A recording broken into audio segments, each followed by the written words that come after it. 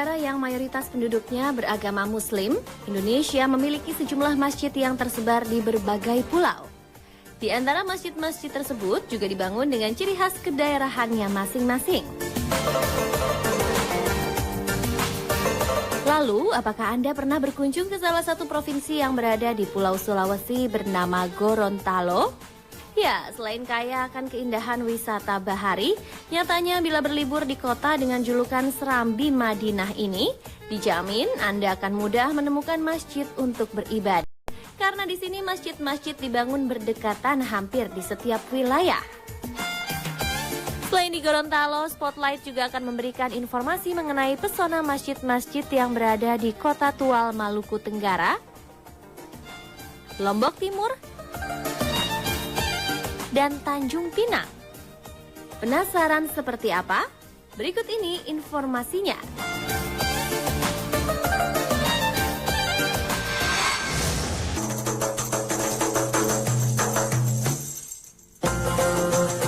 Keberadaan agama Islam di Kepulauan K, Maluku Tenggara pertama kali dibawa oleh para pedagang Arab yang singgah di Desa Yamru, Kecamatan Tayando, Kota Tual pada tahun 1252 atau bertepatan dengan tahun 649 Hijriah pada abad ke-13.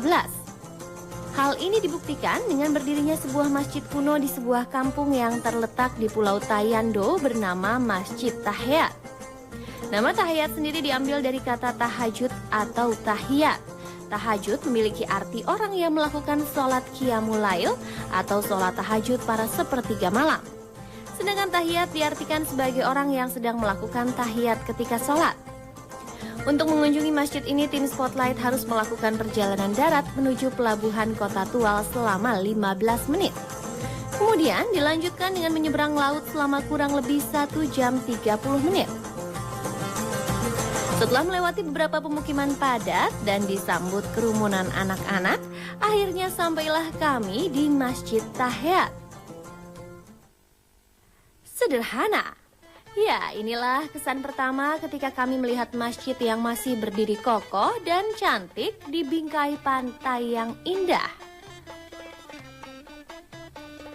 Walaupun telah mengalami beberapa kali renovasi, namun bagian depan atau pagar masjid tetap dipertahankan keasliannya.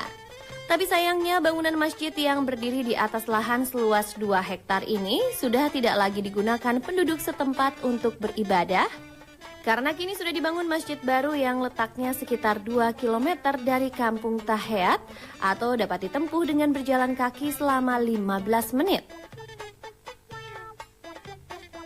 Menariknya, jika kita lihat pada bagian dalam masjid, terdapat 2 ruangan yang sekilas memiliki bentuk yang serupa, namun mempunyai fungsi yang berbeda. Masjid ini ada dua tempat seperti tempat imam. Yang satunya tempat imam, terus di tengahnya ini khatib, terus di sebelahnya lagi itu tempat di mana kalau sudah habis sholat, ya itu habis sholat itu biasa mereka mengadakan pengajian dan biasa imam atau guru ngaji yang duduk di atas, makanya lantainya agak tinggi sedikit. Nah, itu duduk mengaji.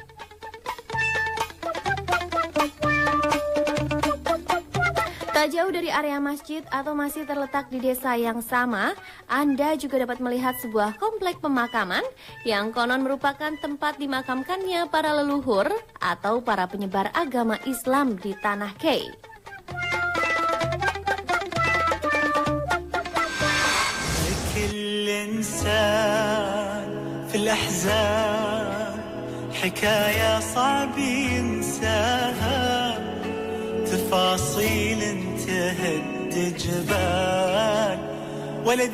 Pesona Masjid Nusantara selanjutnya adalah Masjid Kuno Langgar yang berada di Lombok Timur.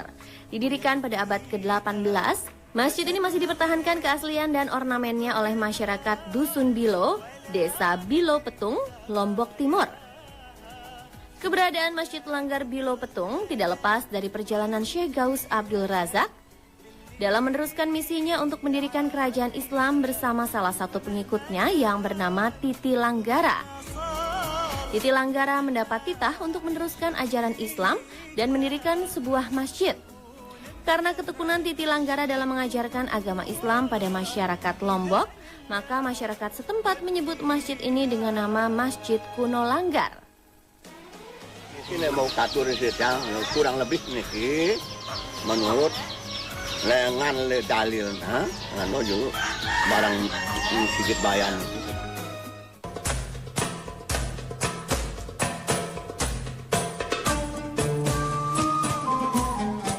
Bila Anda perhatikan dengan seksama, masjid ini mempunyai bentuk yang serupa dengan rumah adat desa Sembalun karena terbuat dari jerami atau daun ilalang dan berdinding anyaman bambu atau bedek. Begitupun pada bagian lantainya juga terbuat dari campuran tanah liat, kotoran kerbau agar lebih padat dan kokoh. Masjid ini biasa digunakan oleh penduduk Dusun Bilok untuk memperingati hari-hari kebesaran umat Islam. Dan kemudian mereka juga menggunakan masjid ini pada awal dan akhir tahun menurut perhitungan adat daerah sini. Hingga kini Masjid Langgar masih dirawat dan dijaga oleh masyarakat Dusun Bilo dengan melakukan renovasi sebanyak 1 kali selama 8 tahun karena bertepatan dengan datangnya tahun Alif dalam perhitungan kalender Sasak.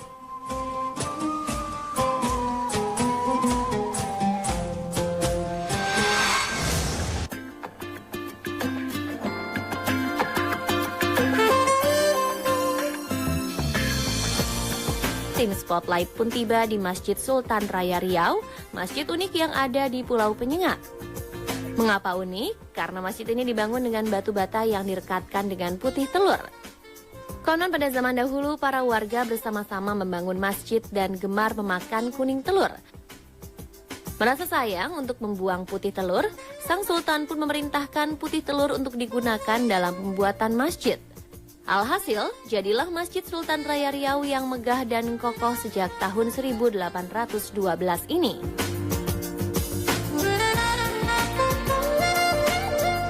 Pemirsa, itulah tadi beberapa pesona masjid-masjid Nusantara di Kota Tual, Maluku Tenggara, Lombok Timur, dan Tanjung Pinang.